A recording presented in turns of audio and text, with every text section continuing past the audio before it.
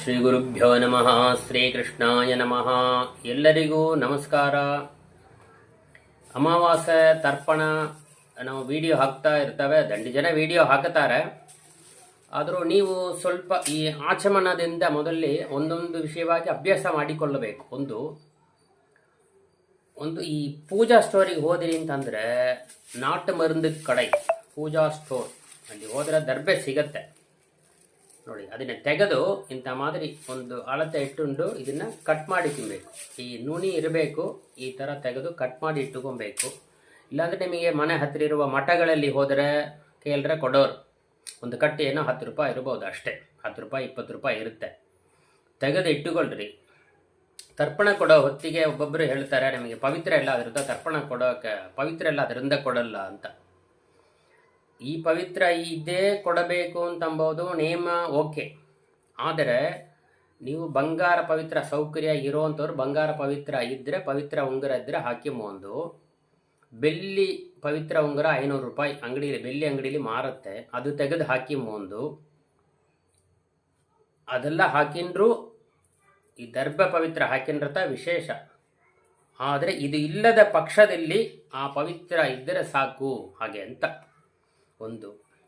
ಎರಡನೇದು, ಈ ದರ್ಬೆ ಅಂಗಡಿಯಲ್ಲಿ ಸಿಗತ್ತೆ, ಪೂಜಾ ಸ್ಟೋರ್ಲಿ ದೊಡ್ಡದಾಗಿ ಸಿಗತ್ತೆ. ಅದು ಕಟ್ 10 ರೂಪಾಯಿ 20 ರೂಪಾಯಿ. ಅದನ್ನು ತೆಗೆದು ನೀವು ಕಟ್ ಮಾಡಬೇಕು. ಕಟ್ ಮಾಡಿ ಒಂದು 2 ನಿಮಿಷ ಈ ಅಲವಲಿ ಕಟ್ ಮಾಡಿ 2 ನಿಮಿಷ ನೀರಲ್ಲಿ ಊರ ಹಾಕಬೇಕು. ಊರ ಹಾಕಿರಿ ಅಂತಂದರೆ ಈ ಸಾಫ್ಟ್ ಆಯೋಡುತ್ತೆ. ಇದಿಲ್ಲೂ ಬಂದು ಒಂದೊಂದು ಕಾರ್ಯಗಳೇ ಒಂದೊಂದು ದರ್ಬೆ ಲೆಕ್ಕ ಹೇಳ್ತಾರೆ. ಪ್ರೇತ ಕಾರ್ಯಗಳೇ ಒಂದು ದರ್ಬೆಯಿಂದ ಮಾಡಿದ ಪವಿತ್ರ ಪ್ರೇತ ಕಾರ್ಯಕ್ಕೆ ಮಾತ್ರವೇ ಯೂಸು, ಬೇರೆ ಯಾವುದಕ್ಕೂ ಇಲ್ಲ. ಅದೇ 2 ದರ್ಬೆ ಅಥವಾ 4, 5 ಇದರಿಂದ ಮಾಡಿದ ದರ್ಬೆ ಪೂಜೆ, ಯಾಗ, ಯಜ್ಞಗಳು, ಕುಂಭಾಭಿಷೇಕ ಇತ್ಯಾದಿ ದೊಡ್ಡ ದೊಡ್ಡ ಯಾಗ ಯಜ್ಞಗಳು ಮಾಡುವ ಸಂದರ್ಭದಲ್ಲಿ ಯೂಸ್ ಆಗುತ್ತೆ. ಈ 3 ದರ್ಬೆಯಿಂದ ಮಾಡುವ ಪವಿತ್ರ ಇದು ಪಿತೃ ಕಾರ್ಯಗಳಿಗೆ ಮಾತ್ರ, ಅಂದರೆ ಶ್ರಾದ್ದ, ತರ್ಪಣ ಇತ್ಯಾದಿಗಳಿಗೆ ಅಷ್ಟೇ. ಹಾಗೆ ಇದನ್ನು ಒಂದು 2 ನಿಮಿಷ ನೀರಲ್ಲಿ ನೆನೆಸಿ ಹಾಕಿದ್ರೆ ಸಾಫ್ಟ್ ಆಗುತ್ತೆ. ಇದನ್ನು ಎಡದ ಕೈಲಿ ಹೀಗೆ ಹಿಡ್ಕೊಬೇಕು, ಬಲದ ಕೈಯಿಂದ ಹೀಗೆ ಹಿಡಿದು ಇದನ್ನು ಚೆನ್ನಾಗಿ ತಿರುಗಿಸ್ಬೇಕು. ಹೀಗೆ ದರ್ಬೆ ಅಂತಂಬುವಂಥದ್ದು ದೇವರ ದೇಹದಿಂದ ಬಂದದ್ದು ಹಾಗೆ ಅಂತ 2 ನುಣಿನ ಒಟ್ಟಿಗೆ ಸೇರಿಸಿಗಬೇಕು. ಇದನ್ನು ಹೀಗೆ ಹಿಡ್ಕೊಂಡು ಇದನ್ನು ತಿರುಗಿಸಿ ಹೋದು ಈಸಿಯಾಗಿಲ್ಲ. ಇದನ್ನೇ ಹೀಗೆ ತಿರುಗಿಸಿ ಅಂದರೆ ಹೀಗಾಗತ್ತೆ.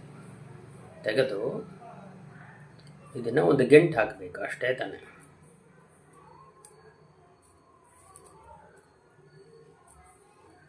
ನೋಡಿ, ಇದು ಎಲ್ಲಿ ಗಂಟು ಹಾಕಿದ್ದೇವೆ ಅಂತ ತಿಳಿಯೋದು ಅನೇಕವಾಗಿ ನಿಮಗೆ. ನೋಡಿ, ಇದು ಎಲ್ಲಿ ಬರುತ್ತೆ ಹಾಗೆ ತಿಳಿಯೋದು ಅನೇಕವಾಗಿ.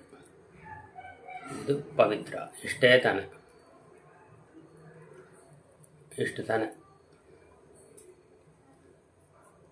ಇದು ನೀವು ಮಾಡಿಟ್ಟುಂಡ್ರಿ ಅಂದರೆ ಯಾವಾಗ ಒಂದು 10 ಮಾಡಿಟ್ಟುನ್ರಿ ಸಂದರ್ಭ ಇರೋ ವೇಳೆ.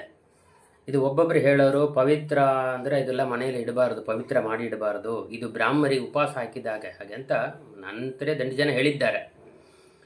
ಇದರ ಹೆಸರು ಪವಿತ್ರ ಅಂತ. ಪವಿತ್ರ ಅಂದರೆ ಬರೀ ಶುದ್ಧ, ತುಂಬ ಶುದ್ಧವಾದದ್ದು, ಅದಕ್ಕೆ ಎಲ್ಲ ಹೆಸರು ಪವಿತ್ರ ಅಂತ. ಯಾವುದು ಶುದ್ಧವಾದ ವಸ್ತುಗಳು ಇದೆಯೋ, ದೇವರ ದೇಹದಿಂದ ಬಂದ ವಸ್ತುಗಳಿದೆಯೋ ಅದೆಲ್ಲ ಶುದ್ಧವಾದ್ದು ಅಂತ ಅರ್ಥ. ಮನೆಯಲ್ಲಿರುವ ಹಾಲು, ಮೊಸರು, ತುಪ್ಪ, ಜೇನು, ಆಮೇಲೆ ಗೋಪಿಚಂದನ, ಜನಿವಾರ, ಇದೆಲ್ಲ ದರ್ಭೆ, ಎಳ್ಳು, ಇದೆಲ್ಲವೇ ತುಂಬ ಪವಿತ್ರವಾದ ವಸ್ತುಗಳು. ಇದೆಲ್ಲ ದೇವರ ದೇಹದಿಂದ ಬಂದದ್ದು ಅಂತ ಹೇಳ್ತಾರೆ. ಹಾಗೆ ಇದು ಪವಿತ್ರ ಅಂದರೆ ಶುದ್ಧ ಅಂತ ಅಷ್ಟೇ ಹೊರತು ಬೇರೆ ಏನಿಲ್ಲ. ಯಜ್ಞೋಪವೀತಂ ಪರಮಂ ಪವಿತ್ರಂ. ಪವಿತ್ರ ಅದು ಪರಮಂ ಪವಿತ್ರಂ ಅಂತ ಹೇಳ್ತಾರೆ. ಅಂದರೆ ಶುದ್ಧವಾದದ್ದು ಅಂತ ಅಷ್ಟೇ ಅರ್ಥ ಹೊರತು ಬೇರೆ ಏನೂ ಇಲ್ಲ. ಪವಿತ್ರ ಮಾಡಿ ಇಟ್ಟು ಎಂಬುದಕ್ಕೆ ಬ್ರಾಹ್ಮರು ಊಟ ಹಾಕಲದಷ್ಟು ಪಾಪ ಬರ್ತಾ ಎಂಬುದಕ್ಕೆ ಯಾವ ಸಂಬಂಧವೂ ಇಲ್ಲ. ಯಾವುದು ಸಂದೇಹ ಇದ್ದರೂ ಸ್ಕ್ರೀನ್ಲಿರುವಂಥ ನಂಬರಿಗೆ ಫೋನ್ ಮಾಡಿ ನಮಗೆ ತೆಲದ್ದಿನ ನಾವು ಹೇಳ್ತೇವೆ. ಶ್ರೀಕೃಷ್ಣ.